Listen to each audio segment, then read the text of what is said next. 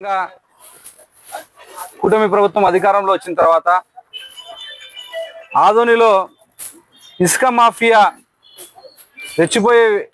రెచ్చిపోతూ అక్రమంగా ధనార్జనే ధ్యేయంగా ఈరోజు ఆదోనిలో ప్రజల నడ్డి విరిచే ప్రయత్నాన్ని చేస్తున్న సందర్భంలో గత 2 నెలలుగా ఏదైతే అక్రమ ఇసుక రవాణా ఉందో, ఏదైతే అక్రమంగా ట్రాక్టర్లలో ఇసుక రవాణా చేస్తున్నారో, ఏదైతే అక్రమంగా ప్రభుత్వము నియమ నిబంధనలకు వ్యతిరేకంగా ఎలాంటి అనుమతులు లేకుండా ట్రిప్పర్లలో ఇసుక రవాణా చేసేటువంటి సందర్భంలో అక్రమ రవాణాన్ని నిలువరించాలనేటువంటి సంకల్పంతో భారతీయ జనతా పార్టీ కూటమి బలపరిచినటువంటి ఎమ్మెల్యే గారి యొక్క ఆదేశాల మేరకు ఆదోని పట్టణంలో ఎలాంటి అక్రమ రవాణా జరగకూడదు, ప్రభుత్వ నియమ నిబంధనలకు వ్యతిరేకంగా ఇసుక రవాణా చేయకూడదు అన్నటువంటి ఉద్దేశంతో భారతీయ జనతా పార్టీ నాయకులు అయితేనేమి, కార్యకర్తలు అయితేనేమి ఇసుక రవాణా అక్రమ ఇసుక రవాణాను అరికట్టేందుకు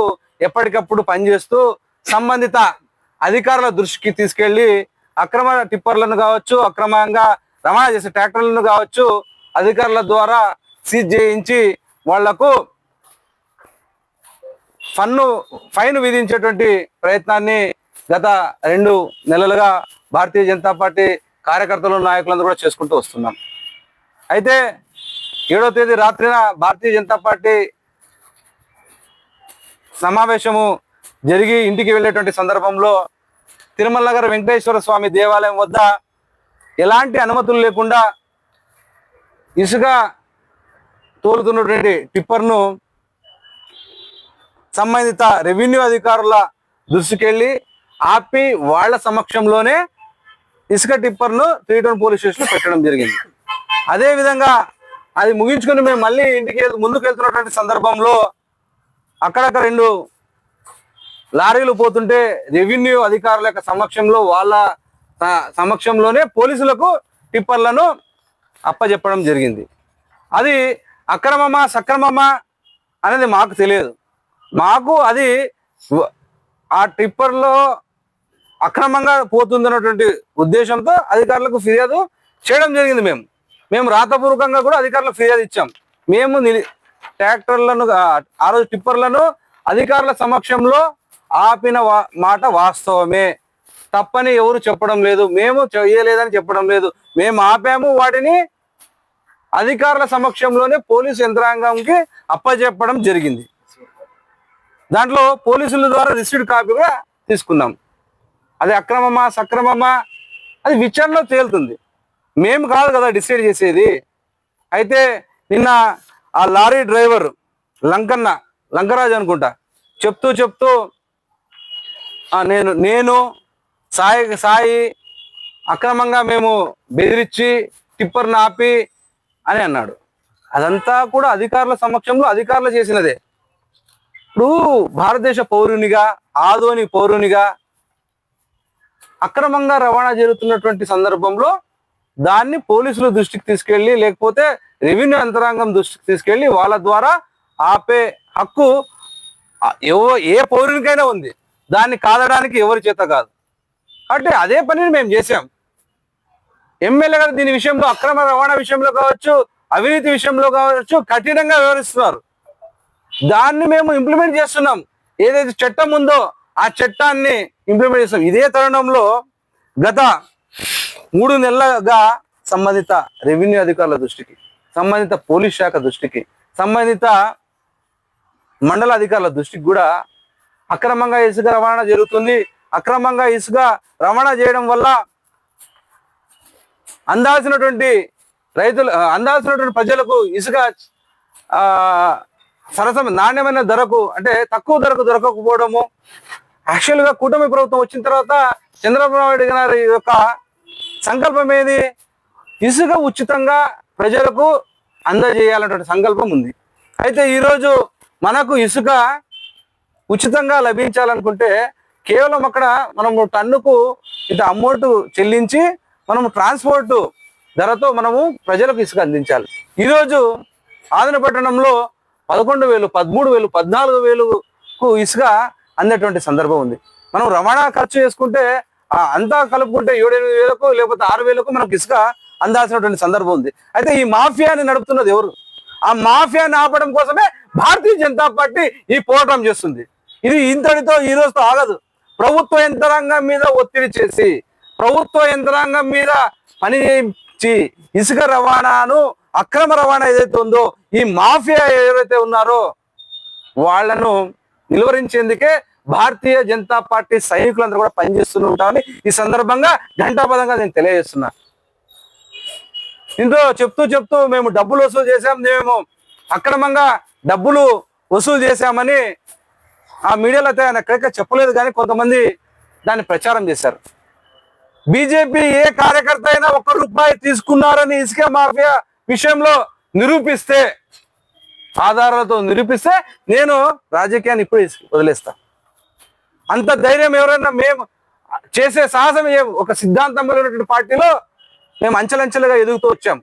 ఈరోజు భారతీయ జనతా పార్టీ ఆదోని అసెంబ్లీలో ఎదుగుతుంది అన్నటువంటి అయిష్టంతో, ద్వేషంతో భారతీయ జనతా పార్టీ కార్యకర్తల మీద ఈరోజు అవినీతి మరకలు, అవినీతి ఆరోపణలు చేస్తే తగదని 60-40 బ్యాచ్ని హెచ్చరిస్తున్నా.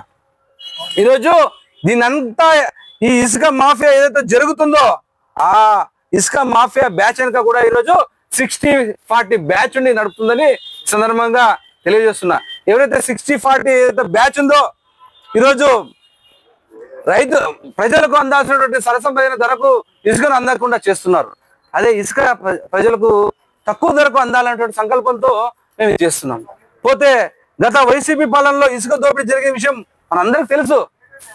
గత వైసీపీ ప్రభుత్వంలో ఇసుక ఒక టిప్పర్ కొనాలంటే 20,000 రూపాయలు, 25,000 రూపాయలు పెట్టిన సందర్భాలు కూడా ఉన్నాయి. అయితే మన ప్రభుత్వము తక్కువ ధరకు ప్రభుత్వం ఇసుకను అందించాలనుకున్నప్పుడు మేము ఒక ప్రభుత్వంలో ఉన్నటువంటి కార్యకర్తలుగా అందించాల్సినటువంటి ఇసుక ధరలను తక్కువగా అందించాల్సినటువంటి బాధ్యత కూడా మా మీద ఉంది. అందుకే పలుసార్లు ప్రభుత్వ అధికారులకు తీసుకెళ్ళాం. నిజం, ప్రభుత్వ అధికారుల దృష్టిగా తీసుకెళ్ళి వాళ్ళ ద్వారానే మేము ఇదంతా పని చేపిస్తున్నాం. ఇది చేయాల్సింది ప్రభుత్వమే. ఇది మనం చూస్తున్నాం, అంత స్టాఫ్ కూడా లేరు. ఈరోజు అక్రమ రవాణా అంతా కూడా రాత్రిపూట జరుగుతుంది. ఇసుక అక్రమ రవాణా రాత్రిపూట జరుగుతుంది. అసలు రాత్రి మనం ఎంత పోలీసు అధికారులు తీసుకెళ్ళినా, ఎంత రెవెన్యూ అధికారులు తీసుకెళ్ళినా తగినటువంటి స్టాఫ్ లేదు. ఈరోజు ఆదోని తహసీల్దార్ ఆఫీస్లో 32 మంది విఆర్ఓలు ఉంటే వాళ్ళని మళ్ళీ సబ్ కలెక్టర్ ఆఫీస్కి 4 తీసుకున్నారు. పని చేయడానికి స్టాఫే లేదు. ఆ స్టాఫ్తో ఉన్న స్టాఫ్తో మనం వాళ్ళ దృష్టికి తీసుకెళ్ళి ఎప్పటికప్పుడు అక్రమంగా ఏదైతే రెచ్చిపోతున్నటువంటి మాఫియాకు అడ్డుకట్టలు వేసేటువంటి ప్రయత్నం ఈరోజు భారతీయ జనతా పార్టీ చేస్తుంది. మేము ఎక్కడ కూడా తప్పు చేయలేదు, చేయాల్సిన అవసరం కూడా లేదు. కాబట్టి మీడియా మిత్రులకు ఒకటే తెలియజేస్తున్నాం, ఎక్కడ కూడా భారతీయ జనతా పార్టీ ₹1 తీసుకున్నట్లు ఇసుక రవాణా, అక్రమ రవాణా మాఫియాలో నిరూపిస్తే ఛాలెంజ్ అనేది నేను విసురుతున్నాను. ఎందుకంటే ఈరోజు మా మీద అవినీతి ఆరోపణలు చేయడానికి ఏ పనిగా ఈరోజు ఈ 60-40 బ్యాచ్ పనిచేస్తుంది. కాబట్టి దీంట్లో క్లారిటీ ఇస్తున్నాం, ఎక్కడా కూడా ₹1 వసూలు చేసే ప్రసక్తే లేదు. బీజేపీ కార్యకర్తలు మేము ఏదైతే ఇసుక సరసమైనటువంటి ధరకు అందించాలనుకుంటాం అది అంది తీరుతాం. ఇక రవాణా ఖర్చులతో పాటు కొంచెం ఖర్చులతో అందించాలి, కానీ ఈరోజు వీళ్ళు చేసినటువంటి దందానే ఆపాలి అనేటువంటి ప్రయత్నమే భారతీయ జనతా పార్టీ చేస్తుంది. అదేవిధంగా ఈరోజు ఇంకో క్వశ్చన్, ఇంకో ప్రశ్న మనకు వస్తుంది. ఎందుకంటే ఈరోజు రాత్రి సమయాల్లో ఇసుక అసలు రవాణా చేయడానికే వీల్లేదు. అసలు ఈరోజు ఇసుక పాలసీలో ఉదయం 6 గంటలకు ఇసుక స్లాట్ బుక్ చేస్తే సాయంత్రం 4 గంటలకు క్లోజ్ అవుతుంది. 6 గంటల వరకే గమ్యస్థానాలకు చేరాలా. రాత్రిపూట ఎట్లా చేస్తుంది, ఎట్లా రవాణా జరుగుతుంది? అది అక్రమ రవాణా కదా. 6 గంటల తర్వాత తిరిగే ప్రతి లారీ, ప్రతి టిప్పర్ కూడా అక్రమ రవాణా. ఎందుకంటే వాళ్ళ దగ్గర మొన్న ఆపిన టిప్పర్ దగ్గర అయితే అసలు శాండ్ సంబంధించినటువంటి రిసిప్టే లేదు. ఆ లారీల్లో జీపీఆర్ఎస్ లేదు. జీపీఆర్ఎస్ లేకుండా, శాండ్ రిసిప్ట్ లేకుండా ఉంటే అది సక్రమైనటువంటి రవాణా కాదు కదా. అధికారులకు మేము ఫిర్యాదు చేసాము, అధికారుల ద్వారానే మేము దాన్ని పోలీస్ స్టేషన్లో పెట్టించడం జరిగింది. ఇప్పటికైనా నేను ఇంకా రాజకీయ సన్యాసం నేను తీసుకుంటా. ఇసుక అక్రమంగా రవాణా చేసే దాంట్లో ఈరోజు అలాంటి ప్రశ్నే రాదు. నేను పూర్తి చేస్తాను. నేను పూర్తి చేసిన తర్వాత మీరు మళ్ళీ అడుగుతారు. అదేవిధంగా ఈ సందర్భంగా కూడా నేను ఒకటే అధికారులు కోరుతున్నా. మేము గత 2 సంవత్సరాలుగా భారతీయ జనతా పార్టీ నాయకులు, భారతీయ జనతా పార్టీ సైనికులు కూడా ప్రభుత్వ అధికారుల దృష్టికి తీసుకెళ్తున్నాము. వాళ్ళకు వీలైనంత వరకు స్పందించి వాళ్ళు అరికట్టేందుకు ప్రయత్నం చేస్తున్నారు. అయితే వాళ్ళకున్నటువంటి యంత్రాంగము సరిపోకపోవడం వల్ల ఒక పౌరులుగా మేమంతా కూడా వాళ్ళకి సపోర్ట్గా నిలుస్తున్నాం. కాబట్టి అదేవిధంగా ఏదైతే ఇక అధికారులకు ఒకటే, పోలీసులకు, రెవెన్యూ అధికారులకు ఈ task force, sand task force అని ప్రతి మండలంలో కూడా ఉంటుంది.